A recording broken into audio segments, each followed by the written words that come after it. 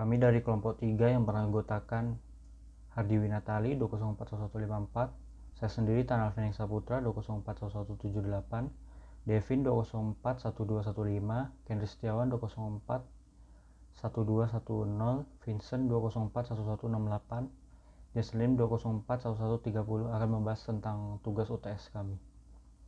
Yang pertama ada bab 1 pendahuluan. A-nya latar belakang. Indonesia sebagai salah satu negara yang terkena dampak bencana pandemi COVID-19 mengalami kelumpuhan di berbagai macam sektor, seperti kesehatan, pendidikan, transportasi, dan sektor kehidupan lainnya, terutama dalam bidang ekonomi. Dampak dari penyebaran yang kian hari terdapat kenaikan kasus menjadi penyebab munculnya ketidakpastian terhadap laju perekonomian global khususnya di Indonesia. Dapat dikatakan bahwa pandemi COVID-19 telah memberikan dampak yang sangat besar terhadap kestabilan perekonomian global, terutama di Indonesia. Hingga pada tingkat usaha mikro kecil menengah pun terkena dampaknya. Selanjutnya akan dilanjutkan oleh rekan saya. Bab 2 Tinjauan Pustaka. A. Konsep UMKM. UMKM adalah usaha yang membantu perekonomian Indonesia. Sebab melalui UMKM akan membentuk lapangan kerja baru dan meningkatkan devisa negara melalui pajak badan usaha.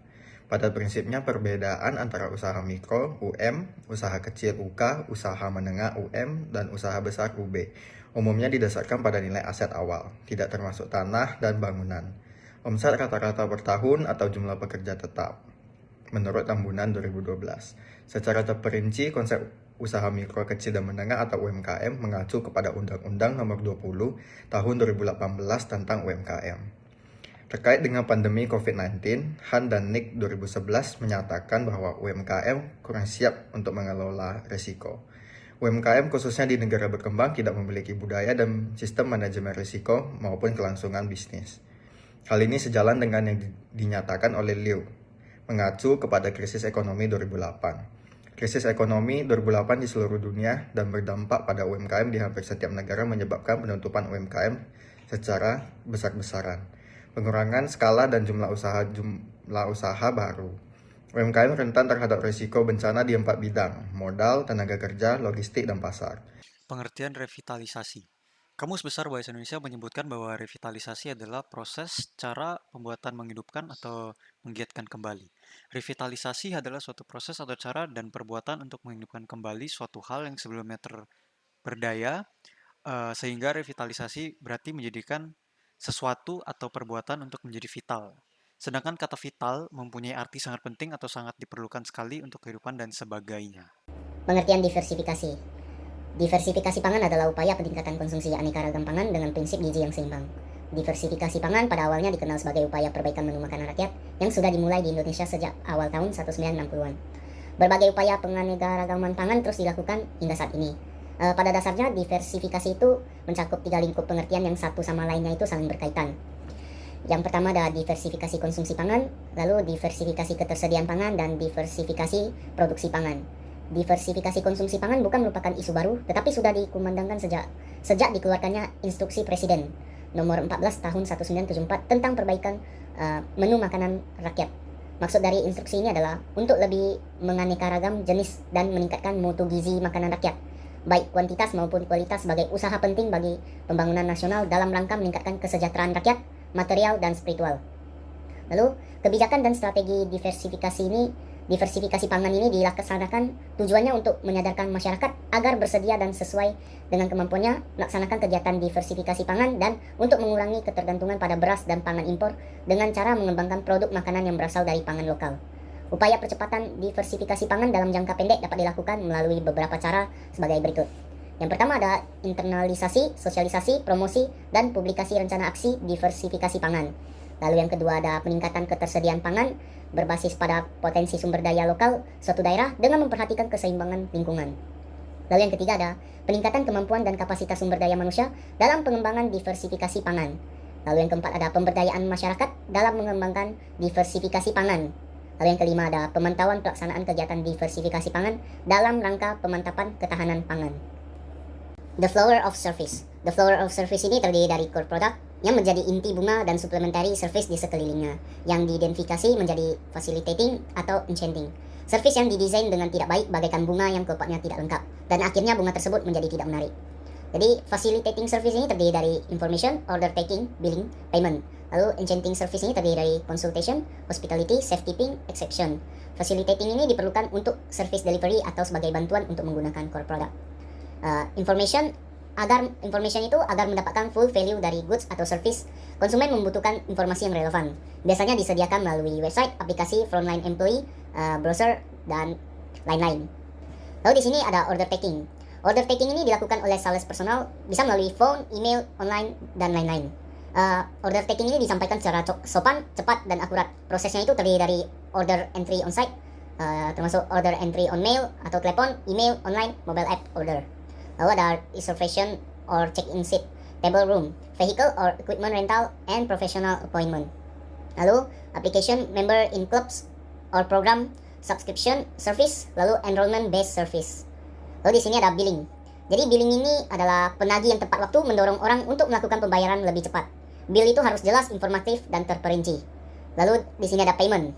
Jadi setelah bill diberikan, maka konsumen akan diarahkan untuk melakukan pembayaran. Bisa juga berupa bank statement, berupa pemberitahuan adanya penarikan dari debit card customer. Lalu di sini ada enchanting. Enchanting ini berarti memberikan nilai tambah dan daya tarik bagi pelanggan. Yang pertama itu ada consultation.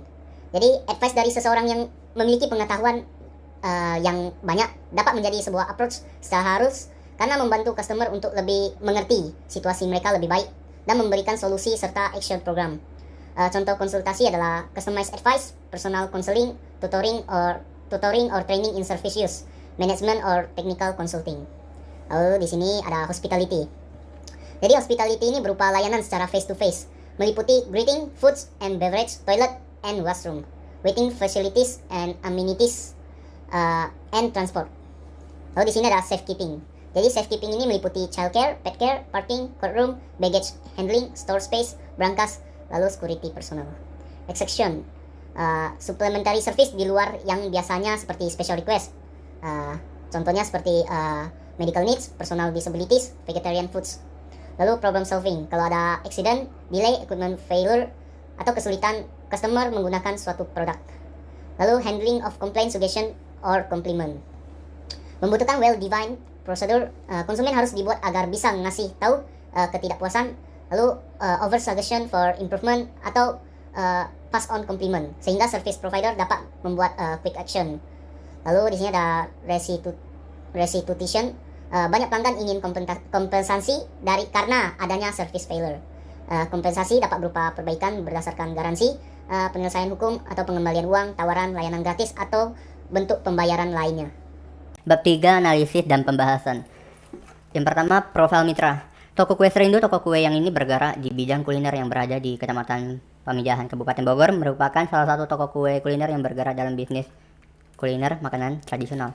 Jadi toko ini didirikan 20 Januari 1999 yang memiliki karyawan berjumlah 5. Jadi karena dampaknya COVID-19 ini, jadi mereka penjualan profitnya makin turun. Jadi kerugian karena produk yang telah diproduksi tidak terjual hingga banyak yang terbuang sia-sia. Jadi selanjutnya ada analisis design flower of service. Yang pertama, developing service product of brand. Ya terdiri dari yang pertama informasi yang dimaksud sini harus akurat dan tepat waktu. Jadi berdasarkan hasil analisis di lapangan toko kue ini, menurut kami produk yang ditawarkan memiliki harga jual sekitar 5.000 sampai 15.000 bergantung jumlah dan produk yang dibeli. Sedangkan jam operasionalnya itu mulai dari jam 9 pagi sampai jam 10 malam. Dan tersedia tempat duduk untuk para pelanggan, tersedia juga kasir sebagai media pembayarannya. Yang selanjutnya, order taking merupakan suatu kegiatan yang menerima mencatat pesanan pelanggan. Proses order taking yang dilakukan untuk toko kue ini sangat mempermudah konsumen dan pelanggan ketika membeli. Selanjutnya, billing diartikan sebagai penagihan. Tagihan dihitung berdasarkan pesanan yang diminta oleh konsumen, sehingga pada dasarnya harga pesanan dari produk ini dijual sekitar 5.000 sampai 15.000. Selanjutnya, payment, pembayaran dilakukan setelah produk yang dibeli telah diterima oleh konsumen dan telah menerima tagihan pembelian, maka diharap konsumen untuk segera melakukan pembayaran, dan pembayarannya itu secara langsung atau cash dikarenakan belum tersedia pembayaran melalui sistem debit. Selanjutnya, consultation. Dalam hal ini toko kue Serindu pelayan dalam membuat kue ini, ya pesanan yang dibuat oleh konsumen dapat dilakukan konsultasi terlebih dahulu mengenai ukuran, bentuk, dan harga yang dikeluarkan, sehingga produk yang dihasilkan itu sesuai dengan keinginan pelanggan. Selanjutnya hospitality. Selama pandemi COVID-19 ini ya sebagai tempat yang banyak dikunjungi oleh banyak orang. Jadi toko kue Serindu ini melakukan pencegahan dalam penyebaran virus COVID-19 dengan cara menyediakan hand sanitizer, wastafel, atau mungkin penyemprotan disinfektan. Habis itu ada safekeeping. Safekeeping yang di toko kue ini ya yang pertama membeli packingan yang aman dan menarik ketika konsumen mau take away. Jadi sehingga makanannya itu tidak mudah tumpah dan menarik untuk dijadikan sebagai hadiah-hadiah oleh pelanggan. Yang kedua, peralatan yang digunakan dalam produksi setelah selalu dicuci yang jaga kebersihannya. Habis itu inspection. Dalam hal ini walaupun toko kue Serindu ini menyediakan kuliner atau makanan-makanan tradisional, juga menyediakan makanan sesuai request konsumen seperti pembuatan nasi tumpeng, kue bolu, dan lainnya sebagainya. Habis itu yang B, distributing service to physical and electronic channel. Toko kue Serindu dalam melakukan pelayanan pendistribusian produknya melakukan dua acara, yaitu secara fisik dan elektronik. Secara fisik pelayanan dibeli dilakukan di toko, sedangkan elektronik hanya melakukan telepon dan via WhatsApp aja. Oke, yang terakhir analisis diversifikasi produk.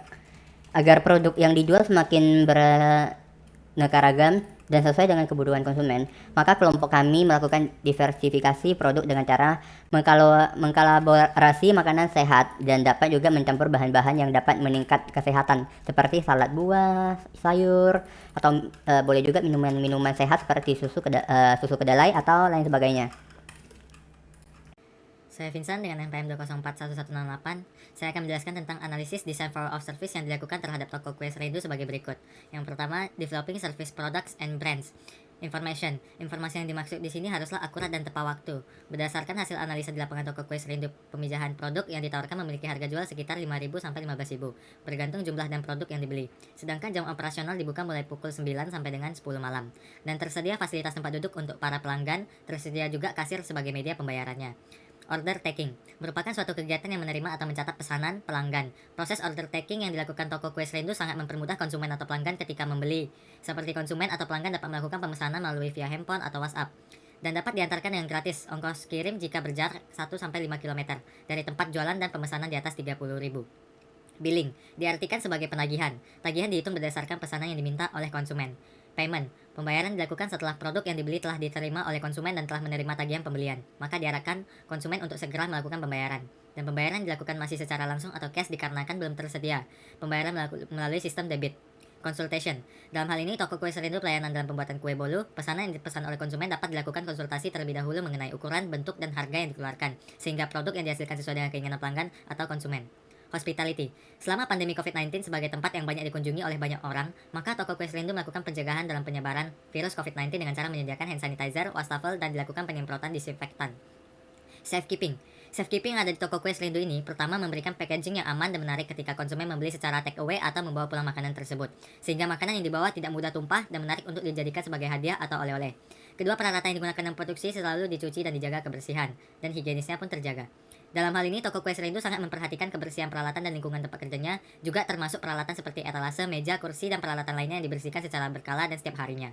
Ketiga, terutama pada masa-masa pandemi COVID-19 seperti ini, toko kue Serindu sangat konsen untuk menjaga kebersihannya, maka dilakukan penyemprotan disinfektan secara berkala dan menyediakan hand sanitizer di pintu masuk dan di dalam ruangan. Exceptions. Dalam hal ini, walaupun toko kue Serindu menyediakan kuliner atau makanan-makanan tradisional, mereka juga menyediakan makanan sesuai request konsumen, seperti pembuatan nasi tumpeng, kue bolu, dan lain sebagainya. 2. Distributing service through physical and electronic channels. Toko kue Serindu dalam melakukan pelayanan pendistribusian produknya melakukan dua acara, yaitu secara fisik dan elektronik. Secara fisik, pelayanan dilakukan di toko, sedangkan elektronik hanya melalui telepon atau via WhatsApp saja. Oleh sebab itu, pembinaan yang akan dilakukan oleh kelompok kami, pembinaan marketing digital, dengan tujuan melebarkan sayap penjualan toko kue Serindu ke tingkat yang lebih luas lagi. Dengan cara memperkenalkan dan mengajarkan cara menjual di online seperti Shopee, Lazada, Facebook, Instagram, dan media sosial lainnya. Karena dengan produk yang dijual tidak menutup kemungkinan dapat dipasarkan secara luas melalui media sosial. Tetapi ketahanan produk yang dihasilkan oleh toko kue Serindu terbilang mampu bertahan lumayan lama. Sekian, terima kasih.